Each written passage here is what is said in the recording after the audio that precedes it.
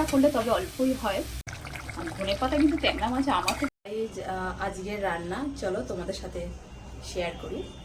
যে রান্না হবে এটা হলো বেতো শাক। এই শাকটা করবো, একটুখানি আলু দেব। তো শাকটা একটুখানি ধুয়ে নিই ভালো করে, আগে ধুয়ে নিয়েছিলাম তো কাটার পরে আরেকটু ধুয়ে নিচ্ছি। আর একটুখানি আলু দেবো শাকে, দেখো সরু সরু করে কেটে নিয়েছি।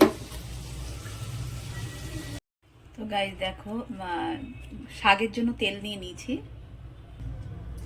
দিয়ে দেবো লঙ্কা ফোড়ন, দিয়ে দেবো আলুগুলো।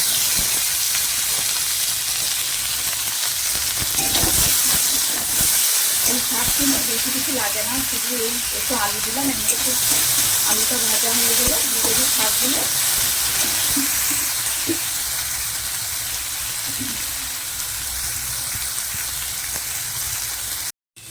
দেখো আলুগুলো কিন্তু ভাজা হয়ে যাচ্ছে, একটু হলুদ দিয়ে দিলাম ওর মধ্যে। এবার দিয়ে দেবো শাকগুলো।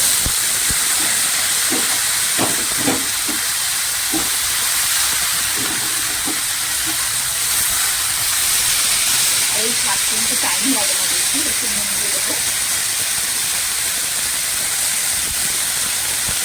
হতে থাক, তোমরা খাতে থাকো। শাক রেডি। আর অতটা শাক দেখে কতটুকু হয়েছে। এই শাক মানে অনেকটা করলে তবে অল্পই হয়। আজকে শাক ভাজা হবে আর হবে ট্যাংরা মাছ। তো এই ট্যাংরা কিন্তু ডিমওয়ালা ট্যাংরা, দেখো প্রত্যেকটা মাছে কিন্তু ডিম আছে। আর এই ডিমওয়ালা ট্যাংরা কিন্তু আমি খুব ভালোবাসি। জ্যান্ত ট্যাংরা কিন্তু একরকম হয়, আর কিন্তু এই ডিমওয়ালা ট্যাংরা কিন্তু অন্যরকম টেস্ট। মাছের মশলাটা করে নিয়েছি ট্যাংরা মাছের, এখানে জিরে লঙ্কা টমেটো আর মাছগুলো নুন হলুদ, দেখো একটু আলু দেবো, আলুতে সব একদম নুন হলুদ মাখিয়ে নিয়েছি। কড়াইতে তেল দিয়ে দিয়েছি, মাছগুলো আগে ভেজে নেব। ট্যাংরা মাছ তো প্রচন্ড ভয় লাগে, কিন্তু প্রচন্ড ছোটে, তো মাছগুলো দিয়েই আমি ঢাকা দেবো।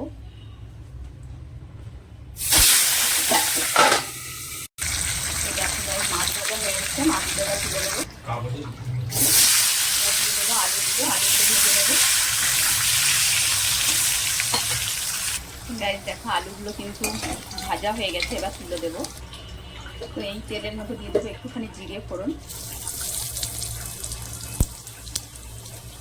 আর দিয়ে দেবো মশলাটা। এই দেখো মশলাটা করে নিয়েছি আমি।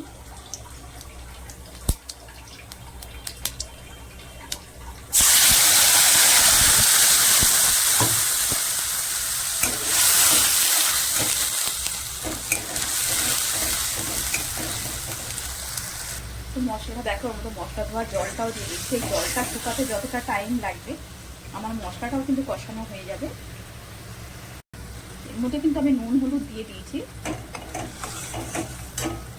তো দেখো মশলাটা কিন্তু আরেকটুখানি হবে, এর মধ্যে দিয়ে দেবো আলুগুলো।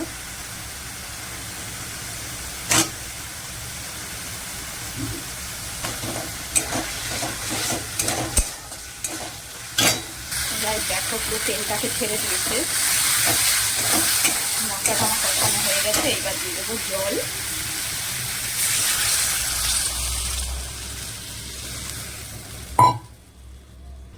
তো এখানে একটুখানি নুন দিয়ে দিলাম, আর হলুদ মশলা কষানোর সময় দিয়েছিলাম, তো এখানে আর অল্প একটুখানি দেবো। আর আমাদের কিন্তু একটুখানি জানো তো, আমাদের বাড়িতে একটুখানি ঝোলের প্রয়োজন হয়, এরা শুকনো শুকনো খেতে পারে না, একটু ঝোলটা ভালোবাসে, যার জন্য একটু মাছের ঝোল কিন্তু একটুখানি ঝোলটা থাকবে বলে জলটা দিয়েছি একটু বেশি। গাই ঝোলটা দেখ ফুটে উঠেছে, এবার দিয়ে দেবো মাছগুলো।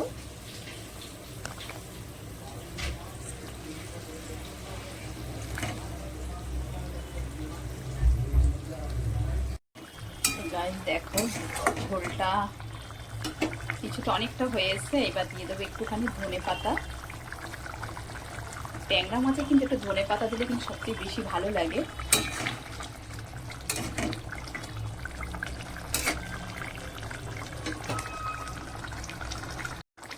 গাইস দিয়ে দিলাম, দেখো ধনে পাতা দিয়ে দিলাম।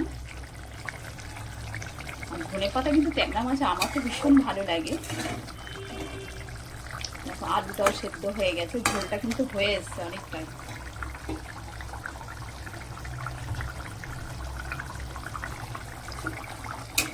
দেখো ঝোলটা রেডি।